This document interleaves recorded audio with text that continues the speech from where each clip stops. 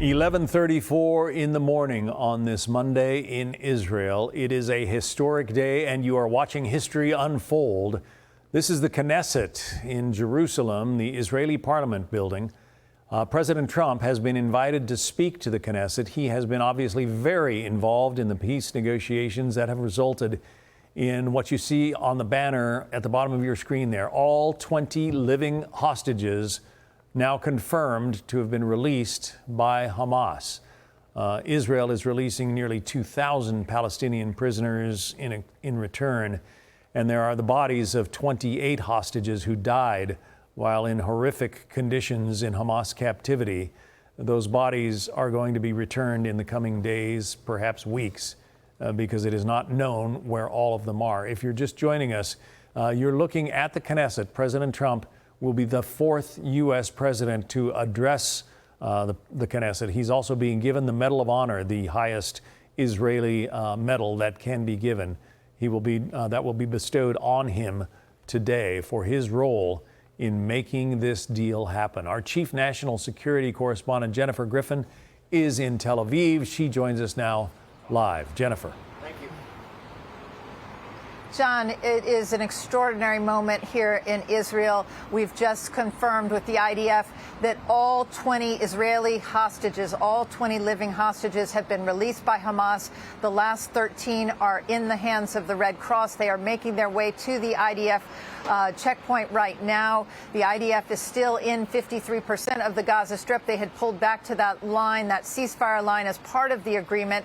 These last 13 hostages, some of whom had already been making phone calls and video phone calls with their parents and their spouses and their loved ones at the base in Raim from their Hamas captors' phones while they were waiting for the Red Cross. The Red Cross then went through medical checks. They identified all 13 of the Israeli hostages, and now we can report that that convoy is on its way to meet the IDF as we speak.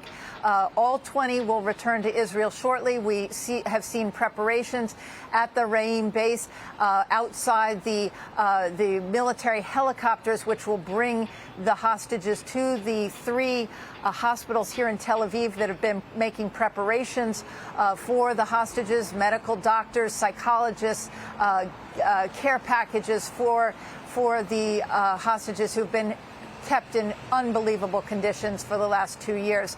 Remarkably, we've seen photos of at least six photos of the 7 hostages who've been released. And of those hostages, all of them, we're told, are walking on their own. That is a good sign. That shows that they are healthy enough to walk on their own. So what we can say is that some of the scenes have been extremely emotional. When the twin brothers, Zvi and Gali Berman, hugged one another, there's a still photo in front of the IDF when they hugged, and they had been separated for 2 years, both of them held hostage by Hamas, both of them released in this first wave of 7 who were released earlier today.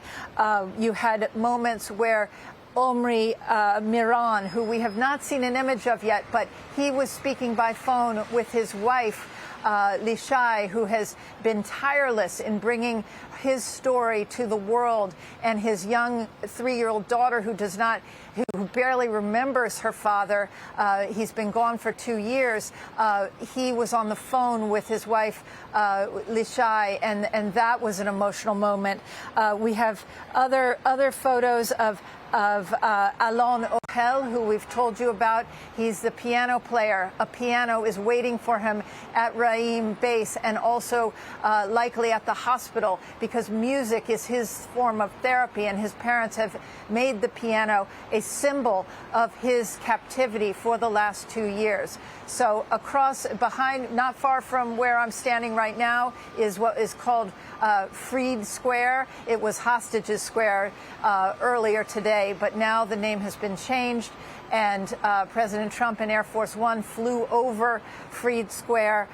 We saw Air Force One as it went up the coastline here in Tel Aviv. It flew over that message on the beach that said, "Thank you, Trump."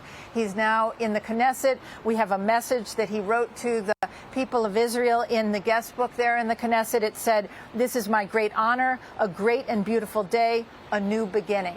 So we are waiting now for President Trump to speak to the Knesset. I'll throw it back to you, John. All right, Jennifer Griffin. Jennifer, thank you. Let us not forget the barbarity of the attacks that Hamas launched more than 2 years ago, October 7th of 2023, when they snuck across the Israeli border, killed Israeli military soldiers, butchered Israeli citizens, people who were simply trying to live their lives. And Hamas fighters came in, roasted babies alive in ovens, killed people with pitchforks, chopped the heads off of many of the men, raped many of the women, took these hostages and in some cases, sliced their Achilles tendons so that they couldn't run away. It is absolutely horrific, barbarous, just inhuman kinds of attacks that Hamas launched. Israel has responded and left much of Gaza flattened. But again, Israel says that they were simply trying to get to the Hamas fighters who hid themselves in civilian buildings, in hospitals, schools, and mosques.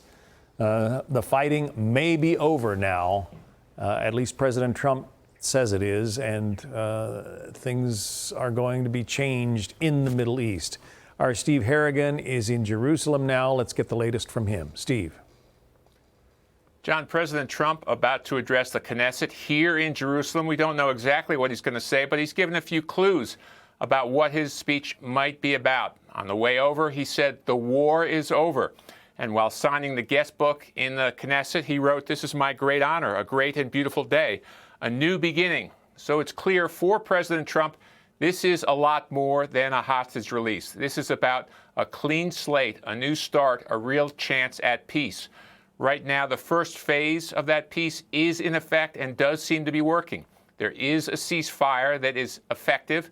There are the return of thousands of Palestinians to their homes. Aid is beginning to flow in. We've seen Israeli forces pull back as well. As far as the hostage situation goes, those hostages, some of them still on the move. They go from Hamas to the Red Cross to Israeli forces and then by helicopter to hospitals in Tel Aviv. 7 of them are already doing that, and we've seen 7 of them appear to be walking under their own power, so certainly a very good sign. The 13 others still to be released are under the control of the Red Cross right now. They're heading towards that Israeli military base. They'll be taken by helicopter to 3 hospitals around Tel Aviv that have been prepped for their arrival. John, back to you. All right. It is amazing, Steve. Steve Harrigan reporting from Jerusalem. Thank you. The buses, the vans appear to be arriving there at the Raim base in Israel, where the helicopters are waiting to fly those former hostages to their families and to medical care. Many of them appear to be in better shape than what we saw in January when Hamas released hostages who were gaunt, emaciated, obviously had been mistreated. Certainly these hostages have been mistreated as well, but they appear to be in a bit better shape. Hard to know why that is, but perhaps we will learn that in their stories. According to information provided by the Red Cross, the 13 hostages have been transferred into Red Cross custody. They are on their way to IDF and ISA forces in Gaza. You can see that tent. We saw soldiers carrying that tent a short time ago. They have placed that tent where apparently the vans are going to disgorge their passengers. They will go directly into the tents, so it'll be out of view of the cameras. We might find that unfortunate, but certainly the hostages and their families would like to have as much privacy at this moment as possible. So that's what's going to be taking place there. The hostages will emerge, the former hostages will emerge from the vans, go into those tents, and then be loaded aboard the helicopters that you see waiting there. We are also waiting for President Trump to address the Israeli Knesset. Fourth president to do so, he will be bestowed the Medal of Honor in Israel. We will be back live with our continuing coverage after this break. I'm Steve Ducey. I'm Brian Kilmeade. And I'm Ainsley Earhart. And click here to subscribe to the Fox News YouTube page to catch our hottest interviews and most compelling analysis.